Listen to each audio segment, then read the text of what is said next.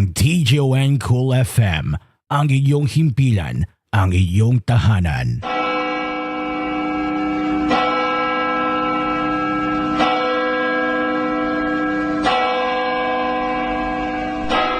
Ang anghel ng Panginoon ay nagbalita kay Santa Maria. At siya ay naglihi, lalang ng Espiritu Santo. Aba, Ginoong Maria, napupuno ka ng grasya. Ang Panginoong Diyos ay sumasa iyo. Bukod kang pinagpala sa babaeng lahat, at pinagpala rin naman ang iyong anak na si Jesus. Santa Maria, Ina ng Diyos, ipanalangin mo kaming makasalanan, ngayon at kung kami mamamatay. Amen. Darito ang alipin ng Panginoon. Maganap nawa sa akin, ayon sa wika mo. Aba, Ginoong Maria, napupuno ka ng grasya. Ang Panginoong Diyos ay sumasa iyo. Bukod kang pinagpala sa babaeng lahat, at pinagpala rin naman ang iyong anak na si Jesus. Santa Maria, Ina ng Diyos, ipanalangin mo kaming makasalanan, ngayon at kung kami mamamatay. Amen. At ang Verbo ay nagkatawang tao. At nakipamayan sa atin. Aba, Ginoong Maria, napupuno ka ng grasya. Ang Panginoong Diyos ay sumasa iyo. Bukod kang pinagpala sa babaeng lahat, at pinagpala rin naman ang iyong anak na si Jesus. Santa Maria, Ina ng Diyos, ipanalangin mo kaming makasalanan, ngayon at kung kami mamamatay. Amen. Ipanalangin mo kami, o Santang Ina ng Diyos. Nang kami maging dapat na makinabang sa mga pangako ni Jesucristong Panginoon. Manalangin tayo.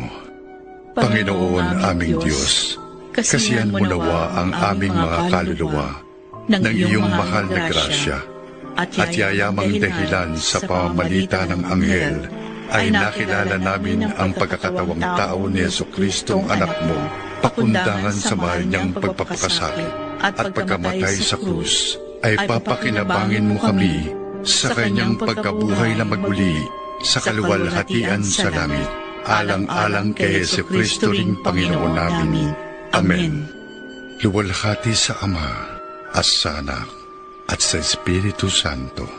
Kapara noong sa unang-una, ngayon at kailanman, at magpasawalang hanggan. Amen. Amen.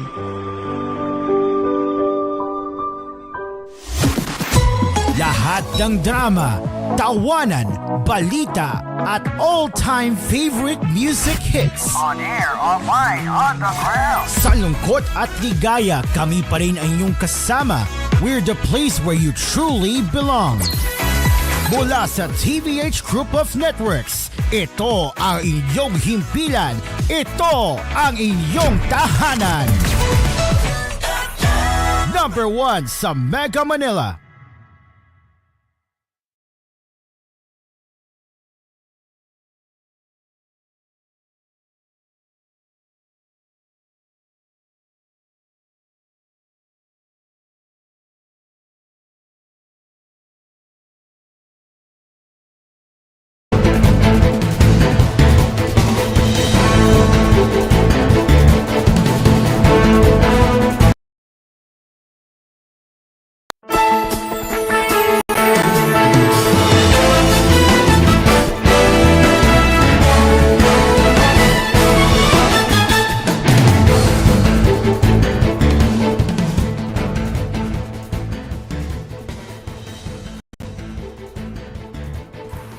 Good evening, Luzon, Visayas, and Mindanao. This is koolNews at 6. And yes, we are finally back on air after more than a month of hiatus, and we are proud to say we are back to serve the nation as we bring you the latest news headlines that care for you. I'm Cairo as we get into the top stories right now.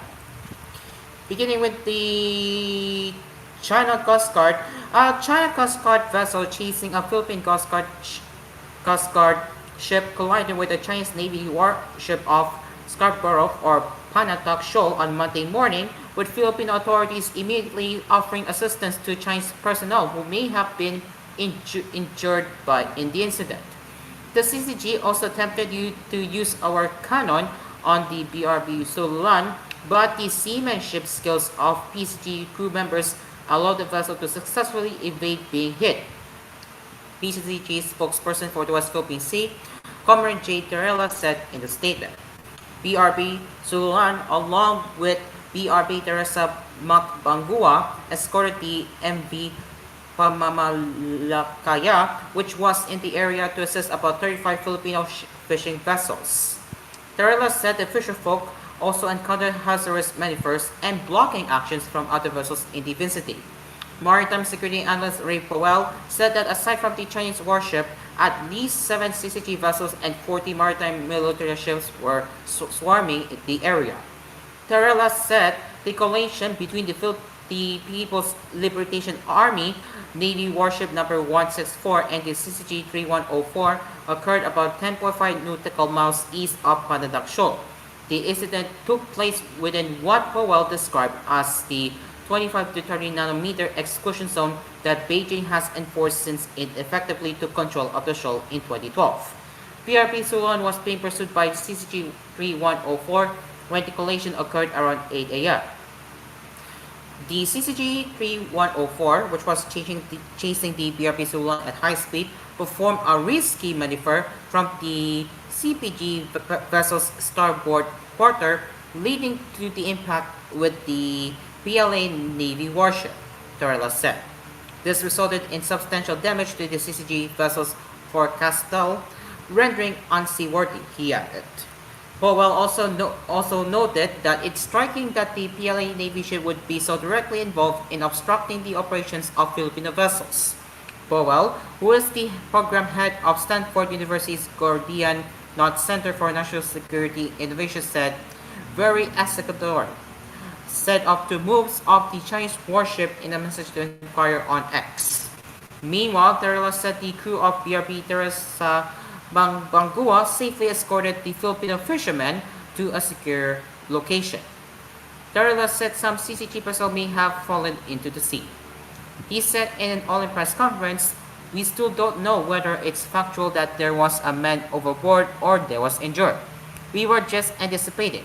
As I said, we anticipated that there were people who got injured and who went overboard. He added that PCG personnel issued a radio call offering assistance but received no response. Terrella said in a statement, following the collision, the PCG immediately offered support, including assistance with man overboard recovery and medical aid for any injured CCG crew members. The Philippine Coast Guard reaffirms its dedication to safeguarding all maritime operations in the area and wishes for the swift recovery and proper treatment of any affected CCG personnel, he added. Article 98 of the United Nations Convention of the Law of the Sea, or UNICLOS, requires states to render assistance to vessels and persons in distress at sea. In the other news now, while the investigation of all of the almost 10,000 flood control projects in the past 3 years is still on the way, President Ferdinand Marcos Jr. was surprised to learn that only a small number among the 2,409 contracting entities were handling big-ticket projects of the government. During a press conference at Malacanan on Monday, President Marcos revealed that 100 billion pesos, or about 20% of the entire 545 billion pesos budget for flood mitigation projects undertaken by his administration from July 2022 to May 2025 was awarded to only 15 contractors. Marcos called this a disturbing assessment. Based on the list provided by the Department of Public Works and Highways, the President identified the following contractors that bagged the most number of flood control projects, which are the following: Legacy Construction Corporation, Alpha and Omega Gen Contractor and Development Corp., St. Timothy Construction Corporation, QM Builders, EGB Construction Corporation, Top Notch Catalyst Builders Incorporated, Centerways Construction and Development Incorporated, Sunwest Incorporated, Highton Construction and Development Corp., 888 Construction and Supply Incorporated, Royal Crown Monarch Construction and Supplies Corporation, Wow Builders, MG Samidan Construction, LRT Kui Builders Incorporated, and road edge trading and development services. Of these 15 contractors, 5 have projects in almost all regions nationwide. These are Legacy Construction Corp, Alpha and Omega General Construction, hold on. Alpha and Omega General Contractor and Development Corporation, St. Timothy Construction Corp, EGB Construction Corp, and Road Edge Training and Development Services. Marcos did not make any accusations about the involvement of these private contractors mentioned in his presentation, but he said they stood out very much. He said the 5 of these contractors had projects in almost the entire country. So these are the ones that immediately pop up among the list, and for me, should be the ones whose projects should be looked into. This is koolNews at 6. President Ferdinand R. Marcos Jr. on Mondays raised concerns about a mismatch between the country's most flood-prone provinces and those that receive the most number of flood control projects. As Marcos said in the press conference, revealed the Department of Public Works and Highways data listing the 10 provinces with the most flood control projects, which we will get to hear right now from President Ferdinand Marcos. I think you can analyze this for yourself. I don't need to explain this. These are the provinces with the most projects. And at the same time, here's a list of the top 10 provinces that are most flood prone, that have been assessed to be the most flood prone. I think you will notice they don't necessarily match. This side and that side don't necessarily match. Now, I'm sure there are explanations for that. We will have to study it further. But you would intuitively say that projects, the areas rather, the provinces or regions, whatever you want to do, whatever pinaka-flood prone, yun dapat ang pinakamaraming project. Pero parang hindi tumutugma. Kaya yan, kailangan natin pag-aralan na mabuti kung bakit nagkaganyan. As for the numbers, Bulacan with 668, Cebu with 414, Isabela with 341, Pangasinan with 313, Pampanga with 292, Albay with 273, Leyte with 662, Tarlac with 258, Camarines Sur with 252, and Ilos Norte with 224. Meanwhile, below are the locations which are the most flood-prone areas based on the National Adaptation Plan of the Philippines 2023 to 2050. Pampanga, Nueva Ecija, Pangasinan, Tarlac, Bulacan, Metro Manila, Maguindanao, North Cotabato, Arda Mindoro, and Ilos Norte. And finally, as for the fuel price updates, the monitoring public will get a small break from successive fuel price hikes this week, as all companies are set to roll back pump prices by as much as 1.50 pesos a liter. In an advisory on Monday, CO said the per liter price of diesel and kerosene will be slashed by 1.50 pesos and 1.30 pesos respectively. Gasoline prices will also be reduced by 4 centavos a liter. Fuel price movements are usually scheduled for implementation every Tuesday. Industry players said late last week that the potential rollbacks could be attributed to increases in oil production and uncertainties surrounding tariff policies in major economies that are depressing economic activity. It is now 6:14 in the evening as we will continue bring the latest news headlines when we return here on koolNews at 6. Stay along with us. We will be right back.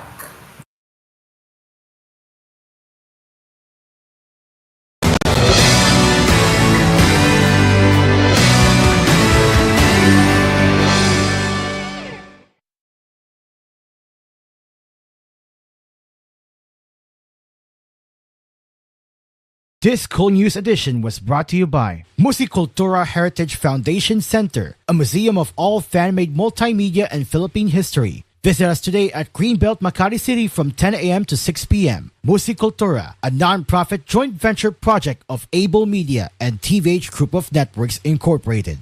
PVC Drugs, serbisyong tapat, alagang sapat. Melody Mart, your everyday vibe for convenience. And Himlayang Pilipino Incorporated Memorial Park, alay sa Diwang Pilipino. Himlayang Pilipino.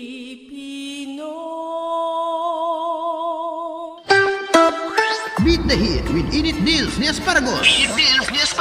Feeling the summer burn? It's time to chill. Literally. Buy one, take one on selected split type aircon. Get a cool 50% off on high efficiency inverter aircon. Whether you're cooling one room or the whole house, Aspire has you covered.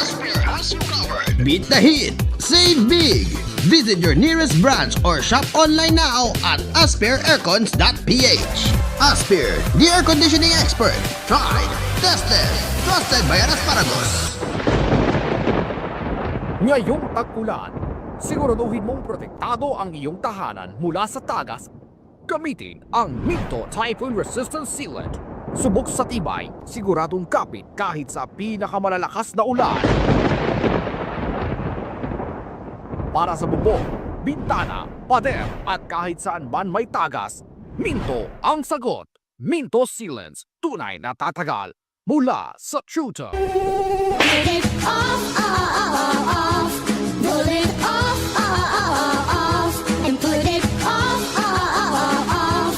Put it off. Shield moments from dengue mosquitoes. Apply before they bite. Off, #1 insect repellent brand in the Philippines. In my search for gold, I've traveled far, but the gold I seek ay nasa McDo na! The new Golden Chicken Curry Filet. Curry sauce that's so flavorful and delicious. Wow! Mapapa-extra rice ka! The new McDonald's Golden Chicken Curry Filet. Sulit busog with extra rice. 99 pesos lang. Rice varies. Available from July 15 to October 31, 2025 per GTI Fair Trade Permit number FTEB 230607 series of 2025. McDonald's, the new Golden Chicken Curry Filet. Available from July 15 to October 31. Long day at work. Plus something cool and creamy. It's a match! Stuck in traffic. Plus something earthy and refreshing. It's a match! Refresh with Dunkin' Matcha Latte. Made with finely ground green tea powder and milk to match your mood and cravings. You plus Dunkin' Matcha Latte. It's a match! Cause anytime, it's Dunkin' time. There's a name that stays in mind. Oh, what's it? Can you feel it racing with the time? Legendary fit, the legendary style. Raw what's cheese. As time moves on, the nation shines on. Raw what's cheese. A legend on its own. Roab's Jeans, a legend on its own. Now available in all leading department stores nationwide. Bago to? Bago to? Bago to? Bago to? Bago to? Uy, bago to? Bago to? Bago to? Lahat magugulat sa bagong sarap ng Nescafe Creamy White. Sarap ng Nescafe with leveled up creaminess from Nestle Milk. Ang creamy! Ang creamy! Creamy nito! Ang creamy! Creamy! Super creamy! Talaga? Lipat na! Lipat na! Lipat na! Lipat na! Lipat na! Kaya lipat na sa new leveled up Nescafe Creamy White. Level up now with new Nescafe Creamy White. Heads up, karaoke fans! We just dropped volume 174.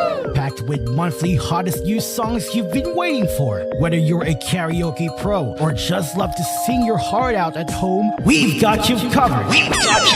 Available now on DVD, SD card, and fast, easy online updates for Utopia and Utopia Plus. No lags, no limits, just pure karaoke fun. Anytime, anywhere. Bring your karaoke nights to life. Only with Shanitron Synth Plus. Reimagine karaoke with XTSP. Song lists are now available at shanetronsinplus.blogspot.com.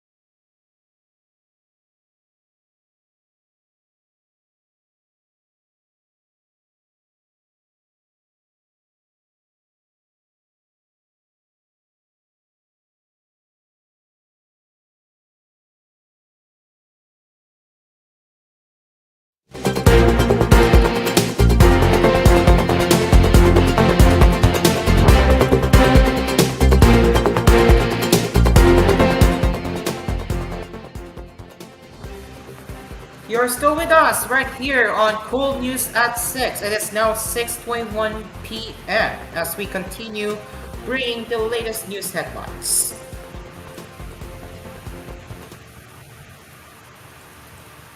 Senate Majority Leader Joel Villanueva spoke on behalf of all senators in the 20th Congress, saying that neither he nor one of his colleagues are linked to the 15 contractors which back the most number of flood control projects under President Ferdinand Bongbong Marcos Jr.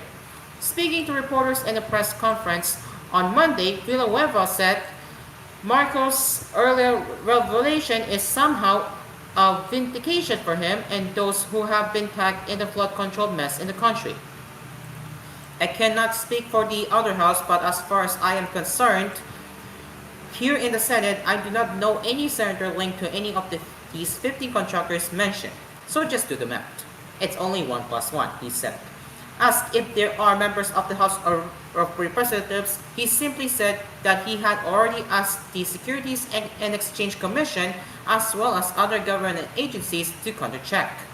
He said the world of construction is only small and I think it's very easy to check, and in order not for us to have a hard time, I have asked the SEC and government authorities concerned to give me a copy. I hope I get it before the end of the day, the general information sheet as well as the articles of incorporation, he said. We will also see here all individuals concerned and it will be easy for us to see who are linked to this, he added. The senator said it will be a good opportunity for those involved to speak up in order for the public to know what really happened to the country's flood control programs. Senate President Cheese Escudero earlier dismissed allegations that he had made billions worth insertions in the 2025 national funding, calling these reports a mere demolition job traced from the House of Representatives. Apart from Escudero, Villanueva's name was linked to the scheme, which the Senate chief merely dismissed as an attempt to taint their names in light of the election of leaders in the upper chamber.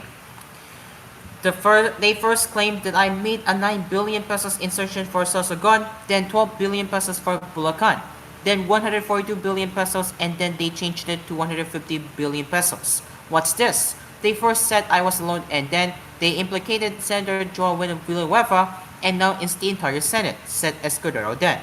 I'll give you an answer. The total proposed amendments to the 2025 budget is roughly 600 billion pesos. It was changed, transferred to some, and some were added. If it is true that the Senate made an amendment worth 150 billion pesos, where is the remaining 500 billion pesos? Where did it come from? And why are they focusing on the small amount and not the bigger one? He asked. Meanwhile, the Commission on Elections COMELEC is gearing up for the next voters registration period as it garnered around 2.8 million new voter registrations during the recent 10-day drive for the Barangay and Sanguinang Kapatan elections. According to COMELEC Chairman George Erwin Garcia on Monday, the poll body recognized the political maturity of many Filipinos who showed up during the recent voters registration period. Garcia once again regarded the registration turnout as the most successful in the history of the poll body, where 65 to 67% of the new registrants were composed of the youth.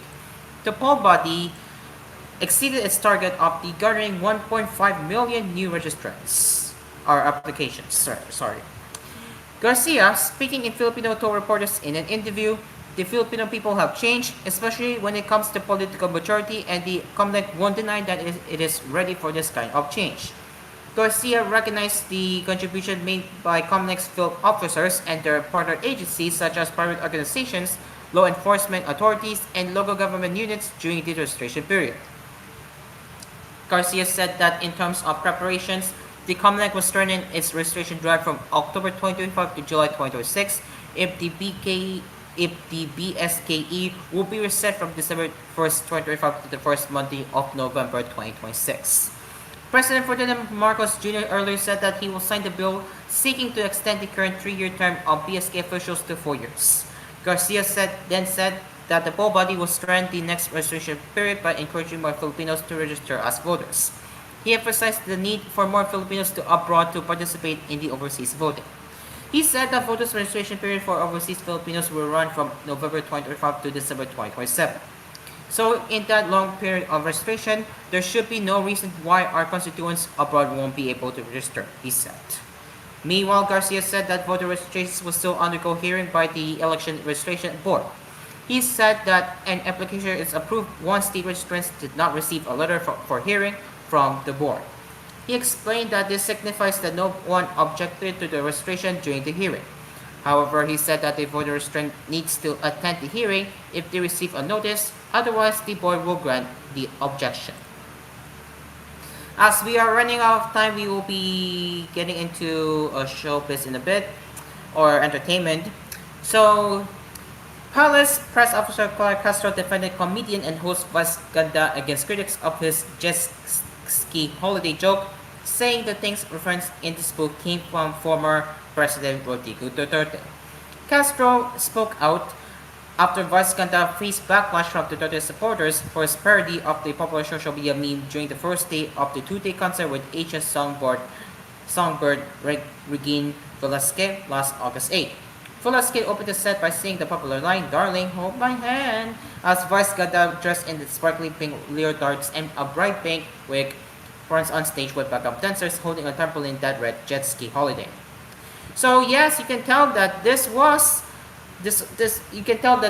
a parody from an Australian jet sky holidays tour. You can tell it went viral and such. So yeah, you now know the context of that. However, the parody did not sit well with some netizens who said Vaz Ganda had crossed the line. Castro slammed Vaz Ganda's critics in a video posted on her personal YouTube account on Sunday. "This is not a made-up story or a joke. This came from former President Rodrigo Duterte himself, so don't be offended, DDS." And yeah, it's gonna be crazy hearing that. Anyway, as we are running out of time, we will now be getting into the entertainment as we have some huge announcements regarding to Kool FM Prime Time, which is tonight. So, after koolNews at 6, Tambayan 4+2 is getting a new time slot, which is right after koolNews at 6, that is 6:30 p.m., followed by the Star Show with John Mel at 7:30 p.m., and the weekday prime time at 8:30 p.m. Today will be Storytime with Geometric Replay. 9:30 p.m. will be my show, Ask Chris Coffee, which is why I have moved from 6:30 to 9:30 p.m. to give way for the 4+2 host. And 10:30 p.m. will be the Metro Late Show with Uncle Pepito, which is DJ Steven himself. And 11 p.m. will be the return of koolNews Prime Time. And after koolNews Prime Time, there will be the live airing of the newest TV5 and True FM program, Vibe Nights. That's right, ladies and gents, Kool FM and TJON will be airing Vibe.